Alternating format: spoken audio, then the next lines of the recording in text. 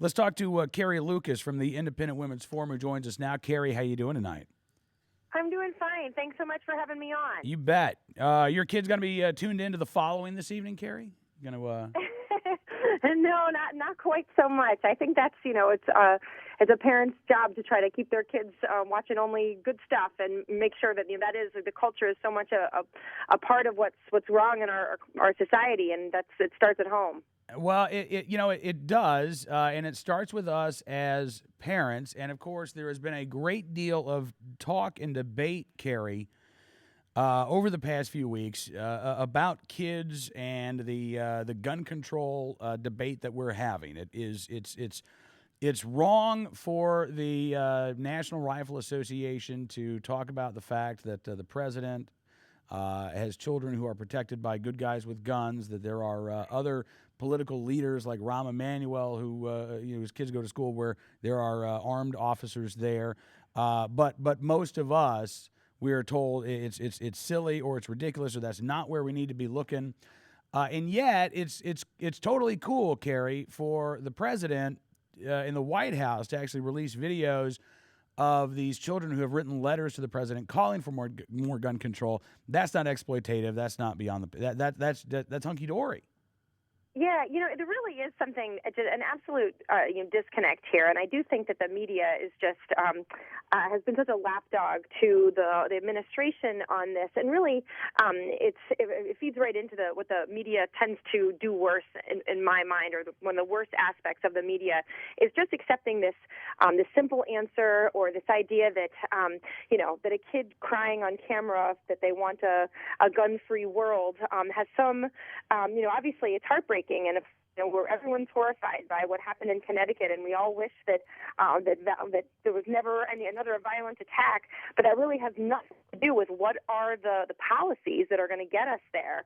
And I think the press has just been sloppy in this, and not being able to make the distinction of when you're really misusing kids and our natural desire to want to protect children, and then legitimate discussions about how the rich live very different lives than the rest of us, and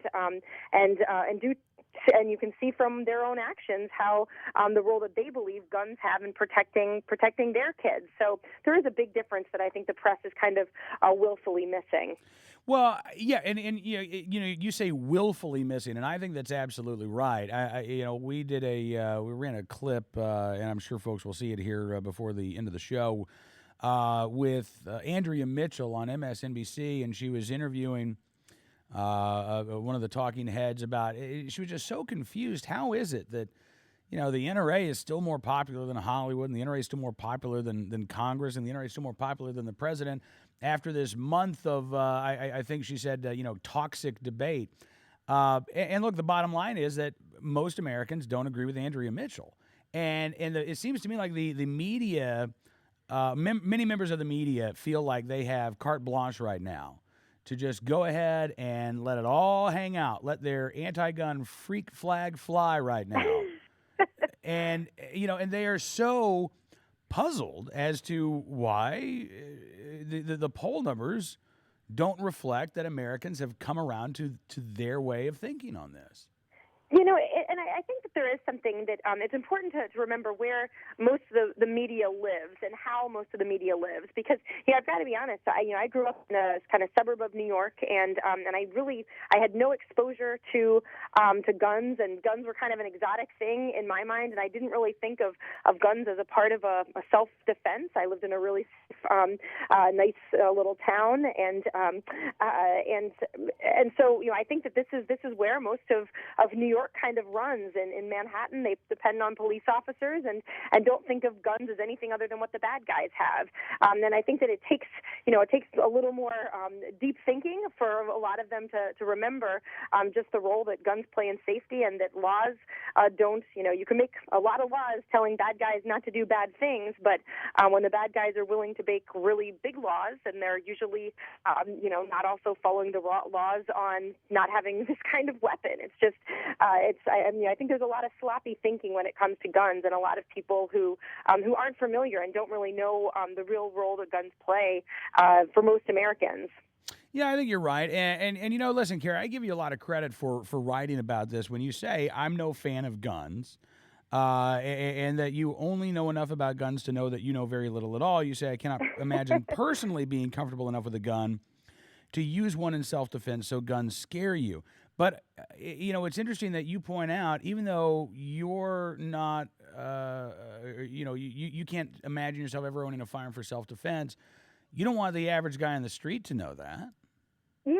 Oh, absolutely. And and I do. My husband's family is from Arkansas, and they live in a more rural area, and they absolutely keep guns for self defense. And I understand that they're all well trained and keep their guns in safe places and know how to use them, and that's an absolute critical part of their kind of security system and their personal safety. And I respect that, but and I think that a lot of us East Coast coasters need to understand that that's that even if the Second Amendment right applies to those of us, and we benefit, frankly. A woman like me benefits from this idea that there could be a woman out there who is carrying a weapon, so that they don't see me as a sitting duck, which otherwise they very well might. If they knew that no good guys ever had guns, that would be a lot easier for criminals to do what they want.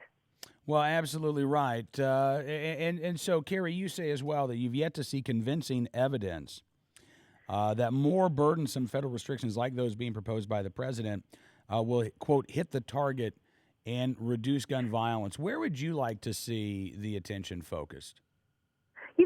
It's interesting because I think that this is one of those one of those issues that we need to recognize that there's no perfect set of laws that are going to prevent bad things from happening. I worry a little bit. I think that we should take a good hard look at what's gone wrong with mental health services and why there are so many people who end up being able to carry out these murders. Why safety is poor at so many public places. What is it with these video games? It does make people have problems, but again, I don't want government to come in and start censoring video games or trying to control too many things, because this is just no set of laws is going to make every bad instance going away. So I worry about trying to quote solve the problem of what happened in Connecticut, since I don't pretend that any law is going to protect us the next time around. Right. Well, listen, Carrie, really pleased to have you join us on the program this afternoon. Thanks for your time, and look forward to having you back again soon. Great. Thanks so much for having me on.